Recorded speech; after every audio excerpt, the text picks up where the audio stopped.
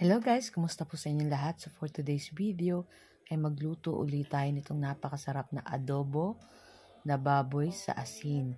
So meron din tayo guys ginataang gulay na laing pang partner dito sa ating adobong asin or adobong natural. So wala po yan guys soy sauce. So asin lang yung nilagay natin dyan, paminta, laurel, bawang at suka. So ayun yung ating laing dyan guys.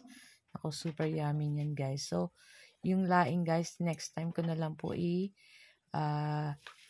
i-post yung ating video sa pagluto ng ating laing. So, ito yung ating adobong natural lang or adobong asin. Ayan. So, pinagsama-sama ko lang dyan guys yung ating paminta, bawang, laurel, asin, saka yung ating pork. Ayan. Tapos, pakukuluan lang natin yan guys. So, hindi po ako naglagay ng tubig. Hinayaan ko lang lumabas yung tubig ng ating pork. At pag kumulo na yan guys, maglalagay tayo ng suka. Ayan. Tapos maglalagay din tayo guys ng oil, konti. Kasi may taba-taba naman yung ating pork. So lalabas yung sarili niyang mantika. Pero naglagay pa rin po ako ng konting mantika dyan. Para maluto yung ating pork dun sa ating mantika at sa sarili niya ring mantika guys. So ayan na, naglagay na ako dyan ng mantika at ayan na nga. So papa brown lang natin yan guys. So pakikrispihin lang natin dyan yung ating pork.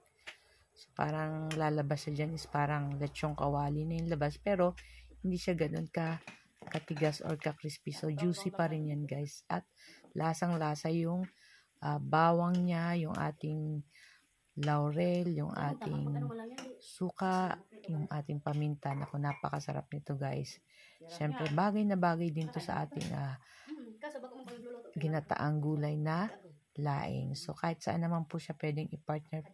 Kahit saan po pwede yan kasi masarap yan guys. So, ayan na nga. Kahit yung bawang nito guys, masarap pag na-toasted pa. Kaya mas masarap po kung maraming bawang yung ilalagay nyo dyan guys. So, mahinang apoy lang yan guys. So, lulutuin lang natin masyado yung ating pork dyan. At ayan na nga, at nag-brown na yan guys. So, ilang minuto pa lang ay aahunin na rin natin yan guys. So, nakikita nyo ba yan? Ako, Diyos ko, wala na naman tayo nitong diet guys. Talagang want to sawa na naman ang ating kain ito. So guys, ito lang po ang aming video today. At sana po huwag niyo pong kalimutan mag-like, mag-comment, at mag-share na rin po ng ating mga video. Ayan. So tara na guys, at luto na rin to. Papatay na natin yung apoy. At samahan niyo na rin po kaming mag-lunch. Ayan, sa ating mga followers po dyan. Ayan.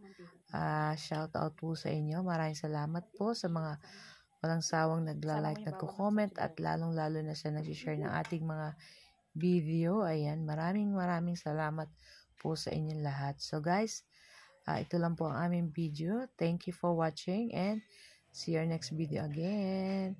Tara na at samahan niyo po kaming kumain ng